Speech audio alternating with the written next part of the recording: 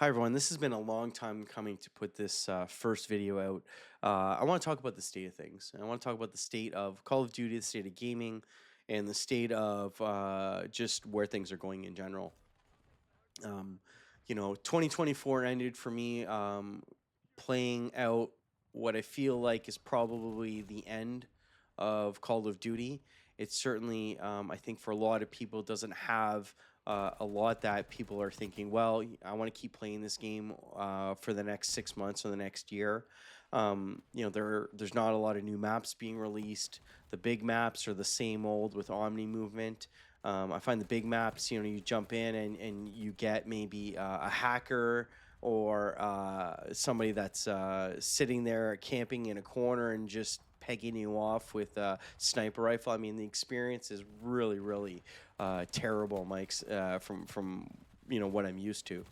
Um, One of the modes that I'm shocked that it hasn't been revived or hasn't been addressed is I'd called the elephant in the room, which is DMZ. I mean, the mode from DMZ is essentially uh, it was a great transition of a game going from Fortnite, which is you know uh, gas enclosing type of scenario, uh, to having squads of three, which I thought the number was odd to have squads of three.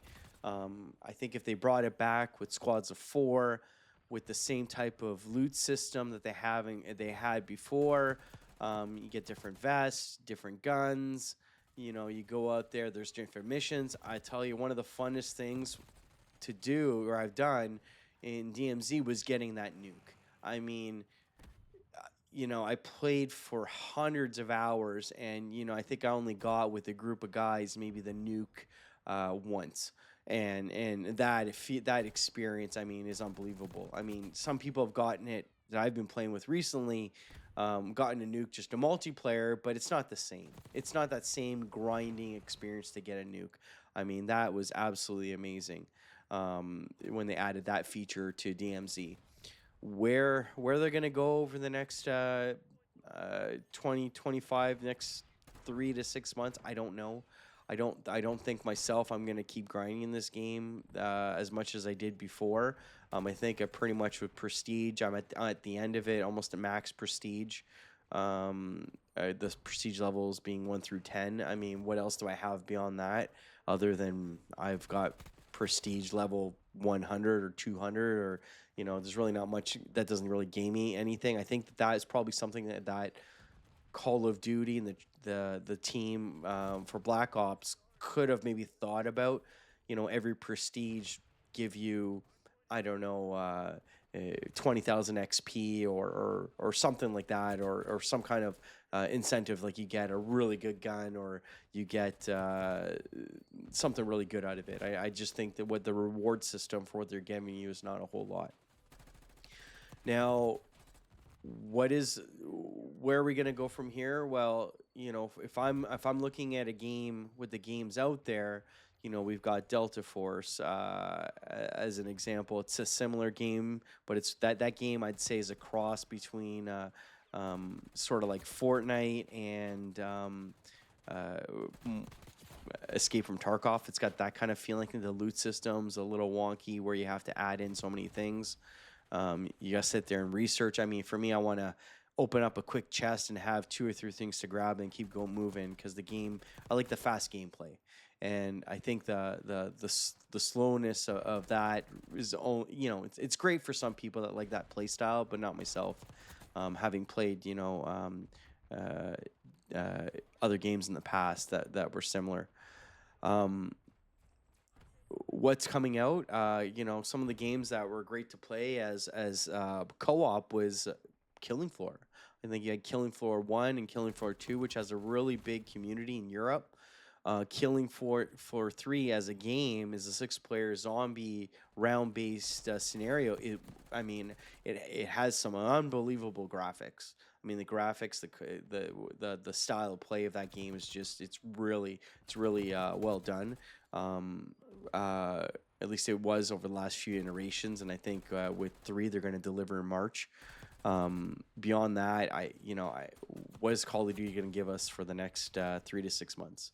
I can't see them giving us a DMZ, giving us some great maps. I mean, the talk of Verdansk. I mean, I did play a whole lot of Verdansk where I kind of played Call of Duty more religiously, having played Modern Warfare games in the past, and the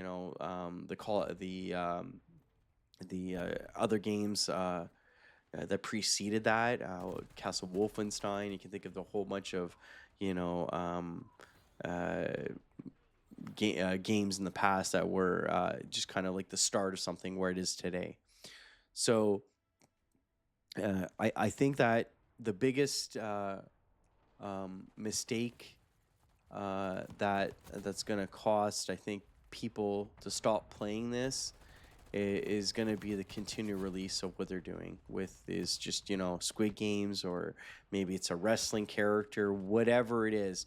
Then that's going to be the new update, and you're going to have to pay for it, which really makes it a microtransaction type of system, which is great for some people that have no problem with dropping that money in.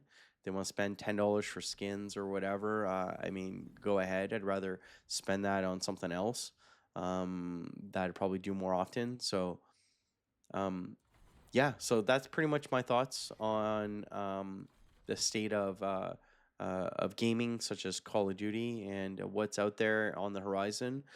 Um, I think that there's with Unreal Engine 5 and creators for games jumping on that platform, that's huge. And I think more and more games will be released that are going to be competitive to Call of Duty.